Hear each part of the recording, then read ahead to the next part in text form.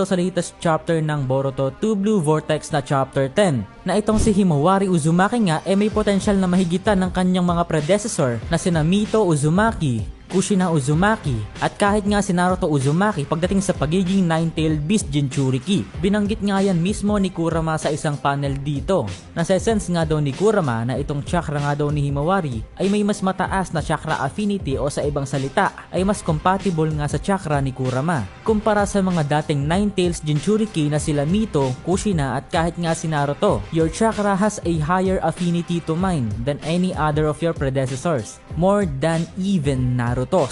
Pero bakit at paano nga ba nagkaroon ng mataas na chakra affinity si Himawari towards sa chakra ni Kurama? Most probably nga guys, yan nga ay sa kadahilan ng itong si Himawari nga ay may tuturing na second generation offspring ng isang Nine-Tailed Beast Jinchuriki. Kung atin yung matatandaan noon guys, si Naruto nga rin ay ipinanganak o isinilang mula nga sa sinapupunan ni Kushina na isa nga ring Jinchuriki. So oo, itong si Naruto nga ay siguradong may chakra affinity na masigit pa nga kesa kay Kushina. At ngayon nga ay dahil itong si Himawari nga ay anak rin ni Naruto na naging exposed nga sa Nine-Tails chakra mula nung siya nga ay nasa sinapupunan pa lamang, posibleng ito nga yung dahilan kung bakit nagkaroon siya ng chakra affinity kay Kurama na mas nahigitan pa nga yung kay Naruto. At hindi nga lang ito exclusive kay Himawari guys, dahil kahit nga si Boruto ay mas mataas ang chakra affinity towards kay Kurama kumpara kay Naruto. Nakita nga natin yan sa time travel arc, Boruto episode 131, anime canon episode. Dito nga ay makikita natin na kahit ang pagkakabanggit nga dito similar lang daw yung chakra signature ni Boruto at Naruto at compatible nga sila sa isa't isa. Makikita nga natin dito guys na nag-flow din o gumapang nga yung Nine-Tails chakra sa braso ni Boruto nang walang kahit anong negative reactions. Ito nga ay chakra ng Nine-Tails guys, hindi chakra ni Naruto totally. Ito nga guys ay dahil exposed nga rin itong si Boruto sa chakra ng Nine-Tails bago pa man siya maipanganak, similar to Himawari. So, tingnan nga natin itong Kurama mode ni Himawari. Hindi nga ito guys yung same transformation na makita natin kay Naruto na kung saan nawawalan nga ng control si Naruto at nagli-leak nga yung chakra ng Nine-Tails sa katawan ni Naruto na dahilan nga kung bakit may nabubuong QB chakra cloak na nakapalibot sa kanya. Itong form nga ni Himawari guys ay 100 times kung hindi 1000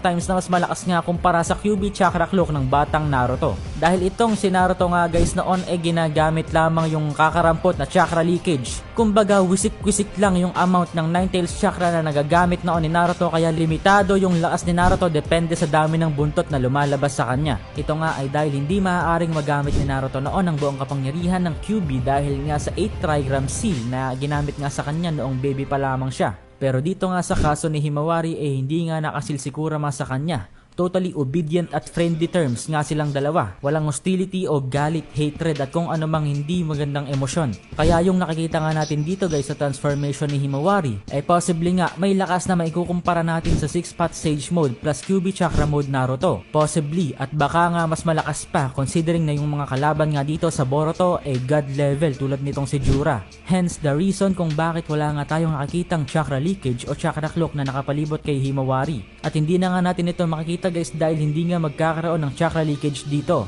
Magagamit nga dito ni Himawari yung buong lakas ng newly resurrected Nine-Tailed Beast at ang tanging change in appearance lamang na makikita natin dito kay Himawari ay yung fox eye ni Himawari. Mas defined na whiskers, yung fangs o pangil, claws at yung 9 strands ng buhok na makikita natin na sinisimbolo nga ang Nine-Tails. Ito nga yung similar feature na mayroon si Kushina Uzumaki noon kapag habanero mode si Kushina. Pero senpai, paano naman magiging mas malakas ito sa Baryon mode?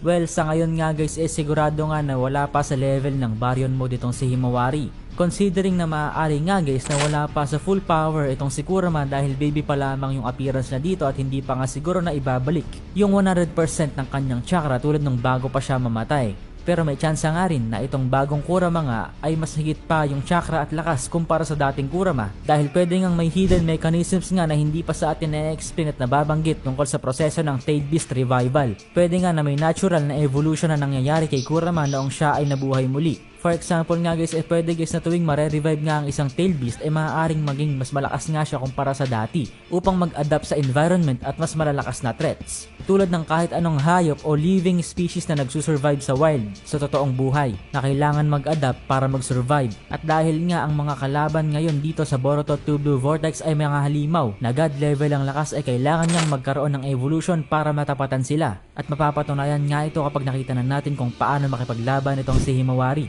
Kapag nagawa nga niyang makipagsabayan at even matalo si Jura na sigurado